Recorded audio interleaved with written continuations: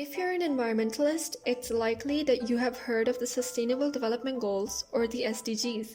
And if you haven't, the SDGs are a set of goals to achieve sustainable development by 2030. They were adopted by all the UN member states in 2015, and there are 17 of them.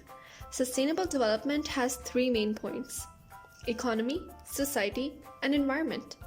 Progress in all three things equals to happy humans. These are the 17 goals. If you look at them closely, they're all related to these 3 points. And they're also interrelated. We need action on all of these goals to be sustainable. For example, we can't reduce inequality without eradicating poverty, and we can't protect life on land and water without climate action. Now, it's easy to understand why climate action is a sustainable development goal, but how is it interlinked with the rest of the goals and the 3 points of sustainable development? In this video, we're going to talk about these 3 points. When climate change triggers natural disasters such as extreme weather events, drought, or floods, we experience destruction in the form of loss of lives or property. Compensating for these disasters often takes a toll on our economy. From 1999 to 2018, Pakistan faced a $3.8 billion loss, while India faced a $38 billion loss due to climate change.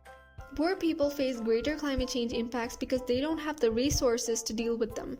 Marginalized social groups such as rural women, religious and cultural minorities are more likely to face climate risks than others. In the same way, developed countries are able to deal with climate change impacts better than developing or underdeveloped countries. We associate climate change with the environment a lot because it is the natural world that is changing the most. But climate change is man-made. For millennia, we have been taking resources from the natural world. Some of our ancestors even understood that we need to give back to nature as well. But somewhere along the generations, we forgot to give back to the earth. And now we're facing a rapidly dying planet. Climate change is threatening progress in all three sectors. The question is, how do we make sustainable progress? How do we move forward without banning air travel or meat? How do we end fossil fuels without sending the workers of that industry into poverty? If a new sustainable lifestyle is needed, who should be the one to define it? Politicians or scientists? We have known about climate change for decades, and there are still several questions that we have not been able to answer. And that is because all of us have very different worldviews. Some people say that we need to completely change the way we live in order to survive, while others say we can continue life the same way while working on climate change solutions. But is our current way of life sustainable? Take a look at the food in your fridge. Where does it come from? Are those farms sustainable? How much garbage do we produce? Is the way we handle our waste sustainable? One option could be to prevent. Our current system sees processes that have a beginning and an end. A different system could help us remove that end and eliminate waste.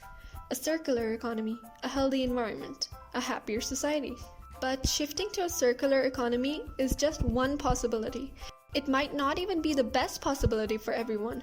It's important to remember that what works best for one part of the world may not be feasible for the other, and vice versa. The best thing we can do is to include climate change in every aspect of our conversations. If we start talking about it in classrooms and law courts in every part of the world, we'll find the right solutions. Or we could save some time and criminalize billionaire fossil fuel executives, but whatever.